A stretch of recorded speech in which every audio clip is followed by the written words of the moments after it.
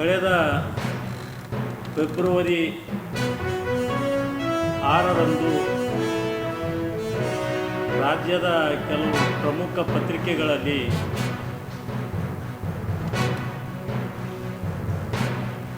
ABG RAM G ಅಂದರೆ Viksit Bharat guarantee for Rozgar and Ajeevika mission Gramin ಈ ಒಂದು ಸಂಸ್ಥೆಯ ಹೆಸರ ಮೇಲೆ ಒಂದು ಜಾಹೀರಾತು ಪ್ರಕಟಣೆಯಾಗಿದ್ದು, ಆ ಜಾಹೀರಾತಿನಲ್ಲಿ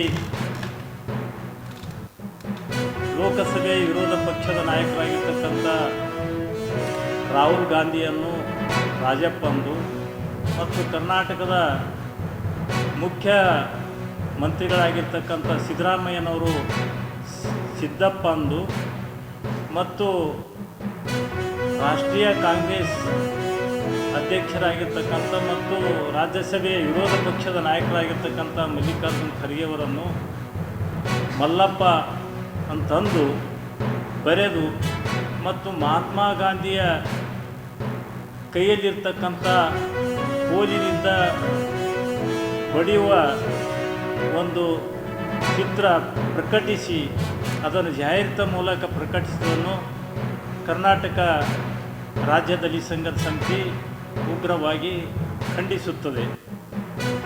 ರಾಜಕೀಯ ರಂಗದಲ್ಲಿ ಆಡಳಿತ ಪಕ್ಷವಾಗಲಿ ಅಥವಾ ವಿರೋಧ ಪಕ್ಷವಾಗಲಿ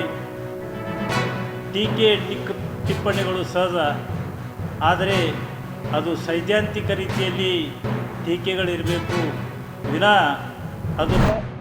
ಕಳೆದ 2 ದಿನಗಳ ಹಿಂದೆ ಕಾಂಗ್ರೆಸ್ನ ಅಫ್ಜಲ್ಪುರ್ ಲೀಡರ್ ಮತೀನ್ ಪಟೇಲ್,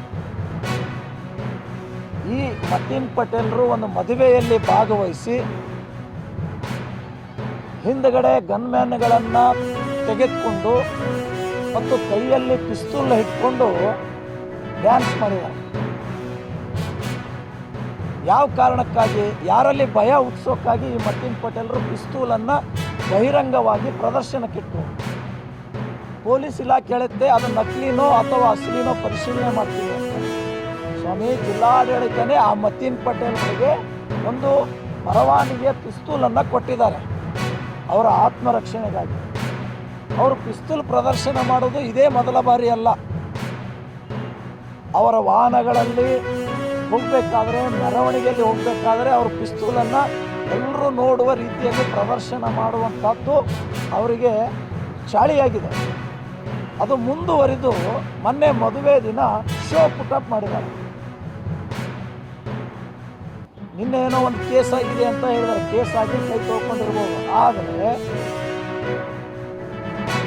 ಈ ಪಿಸ್ತೂಲಿನ ಪರವಾನಿಗೆಯನ್ನು ರದ್ದುಪಡಿಸಬೇಕು. ಭಯ ಹುಟ್ಟಿಸುವಂಥ ರೀತಿಯಲ್ಲಿ ಅವರ ವರ್ತನೆ ಇದೆ. ಅದೇ ಅಫ್ಜಲ್ಪುರದ ಚರ್ಚನದ ಒಬ್ಬ ಸ್ವಾಮಿಗಳು ಗನ್ನು ಪ್ರದರ್ಶನ ಮಾಡಿದ್ದಾರೆ ಅಂತ ಹೇಳಿ ಅರೆಸ್ಟ್ ಮಾಡಿ ಒಳಗಡೆ ಹಾಕಿದರು. ಮತ್ತೆ ಈ ಮತೀನ್ ಪಟೇಲ್ಗೆ ಅರೆಸ್ಟ್ ಮಾಡೋ ತಾಕತ್ತಿಲ್ವಾ ಈ ಸರ್ಕಾರಕ್ಕೆ? ಯಾಕೆ ಅರೆಸ್ಟ್ ಮಾಡ್ತಾ ಇಲ್ಲ? ಆಕಸ್ಮಿಕವಾಗಿ ಗುಂಡು ಹಾರಿದ್ರೆ ಯಾರಾದರೂ ಸತ್ತಿದ್ರೆ ಅದಕ್ಕೆ ಯಾರು ಹೊಣೆ? ಅಂದರೆ ಸ್ವಾಮಿಗಳಿಗೆ ಒಂದು ಕಾನೂನು, ಮುಸಲ್ಮಾನರಿಗೆ ಒಂದು ಕಾನೂನು. ಮತೀನ್ ಪಟೇಲ್ರಿಗೆ ಬಾಡಿಗಾರ್ಡ್ ತೆಗೆದುಕೊಳ್ಳುವಂಥ ಹುಚ್ಚಿದ್ರೆ ಅವ್ರು ಪಾಕಿಸ್ತಾನಕ್ಕೆ ಹೋಗಲಿ.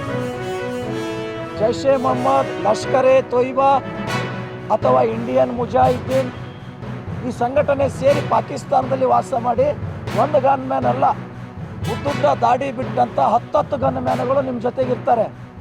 ಸಯೀದ್ ಹಫೀಜ್ ಇದ್ದಾನೆ ಅಲ್ಲಿ, ದಾವೂದ್ ಇಬ್ರಾಹಿಂ ಇದ್ದಾನೆ. ಅವ್ರ ಜೊತೆ ಹೋಗಿ ನೀವು ಭದ್ರತೆಯನ್ನು ತೆಗೆದುಕೊಂಡು ಆರಾಮಾಗಿ ಶೋ ಪುಟಪ್ ಮಾಡಿ ಇಡೀ ಭಾರತ ಅಲ್ಲ ವಿಶ್ವವೇ ನಿಮ್ಮನ್ನು ಫೋಕಸ್ ಮಾಡುತ್ತೆ ಅಂತ ನಾನು ಈ ಮೂಲಕ ಹೇಳಿಕೆ ಬಯಸ್ತೇನೆ. ಯಾರಿಗೆ?